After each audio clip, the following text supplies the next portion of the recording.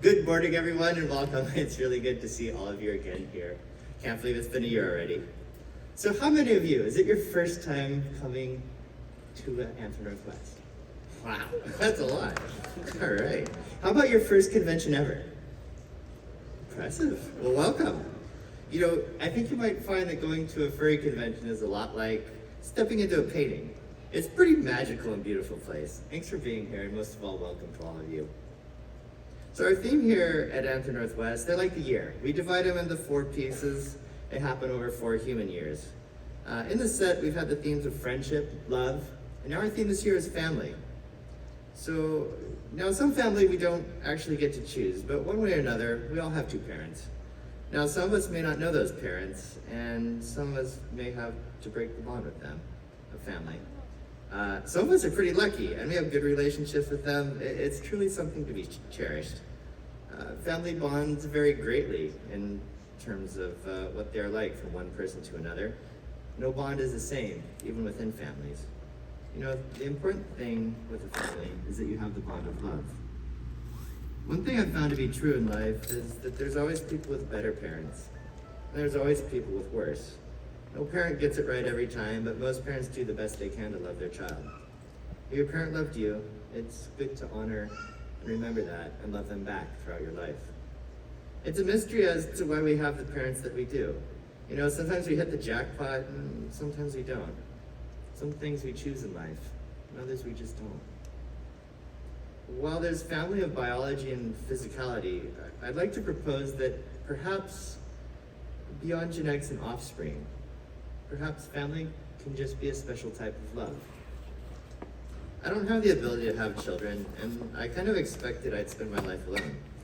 Up until about 2 years ago, I didn't feel capable of having love like you'd have for a partner, or even fatherly love like you'd have for a child. But life is full of surprises, and sometimes the future is more beautiful and fuller than anything we could ever imagine right now. In my faith tradition, sometimes we're asked to sponsor a child, and I was asked and I accepted. Suddenly I had a godson. He has parents and lives in another state, but it's a joy to have someone to love as a child in my life, to be a little bit of a father too, especially on his birthday and stuff, to care about. It's nice to have family to spend holidays with.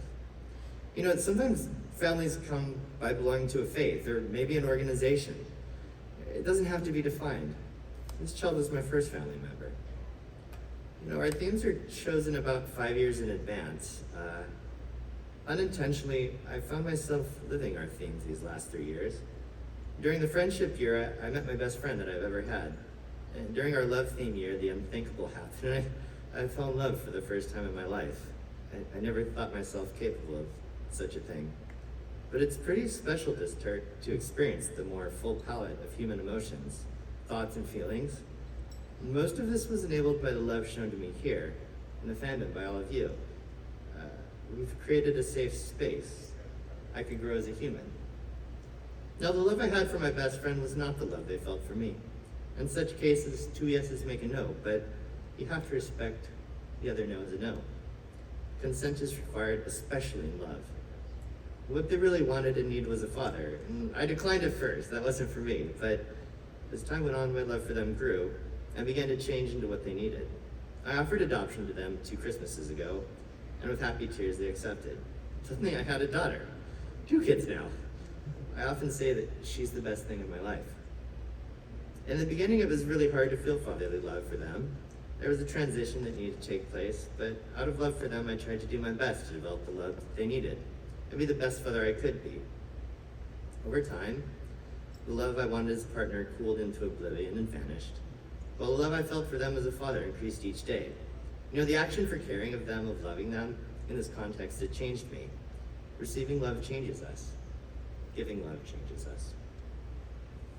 I never expected to be a father, to feel fatherly love, to understand the connection between father and daughter. But here we are today. You know, the bond of family that is chosen family, I truly believe it can be as strong as the bond of physical family. Perhaps in some cases it's even stronger. I think in mine it is.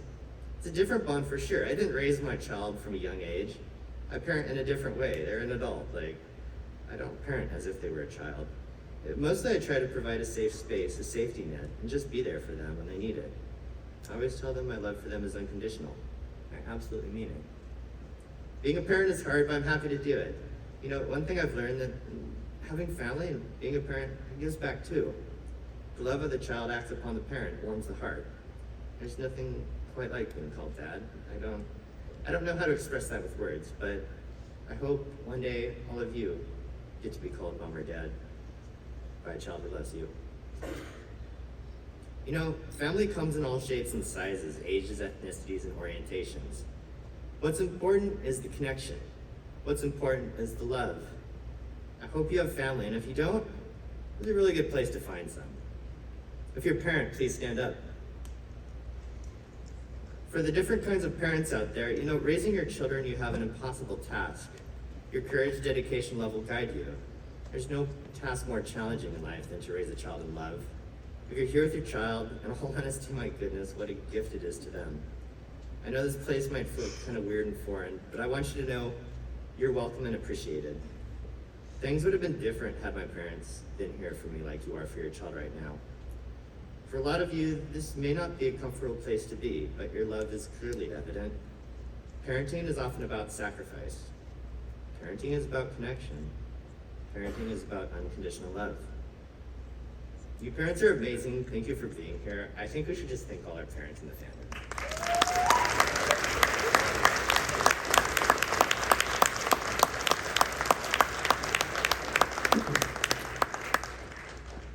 You know, there's other people who love our themes too.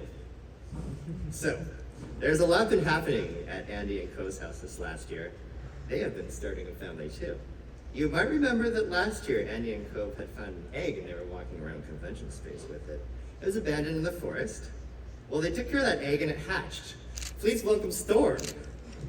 Storm is a loyal and independent osprey. They are graceful, charitable, pretty chill most of the time, sweet, and they love to dance. Storm's markings represent the weather of the Pacific Northwest, because we got so much moisture up here. Their markings feature bolts of lightning, clouds, and raindrops, just like the weather out here. So Andy and Co have been raising them as their own, watching the other birds in the forest, trying to get some parenting examples. You know, as a wolf and an otter, it's a little tricky to raise a bird, but you know, love gets them through each day. They love their child so much. Storm is 15. There's also Gio, who was found in the forest one day while Andy, Cove, and Storm were walking around. It was clear that he needed someone to care for him, and he was all alone. Please welcome Gio. Gio is super laid back. He tends to be content and diligent. He's a really good problem solver. He likes to collect rocks and minerals, spend his time building things with his hands. Gio's pretty much all around sweetie. Yep. Little clumsy sometimes. He's age 10. So 5 years after Gio was adopted, Sprout was born. She is the child of Andy and Cove and is super sweet. Please welcome Sprout. She's pretty bouncy.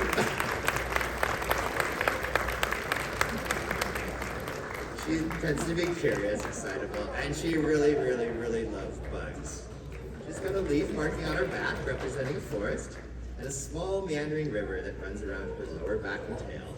She is 5. All right. You know, as often happens in life, Andy and Cove didn't really choose to start a family. You know, we never know when we'll be called to be a parent. Sometimes people show up in our life who need a family. And family is perhaps the most beautiful gift that could possibly be given. It represents an incredible commitment, but through it you can experience some of the most amazing forms of love that life has to offer. I hope all of you have family, and for those who don't, I hope perhaps you find what you need in this community that's filled with love. Now our volunteers are going to exit by that door over there, and we have a welcome line. If you choose to exit through that door, They're going to be assembled there to give you a thank you and welcome you to the convention. If that's a little too much, a quick getaway, just go through the far doors in the back of the room. Just go through any of those. Andy, Cove, and the kids will exit first, and all of you are welcome to join us in the convention. The volunteers are here, the panelists are ready, the vendors are set up. Now let the convention begin.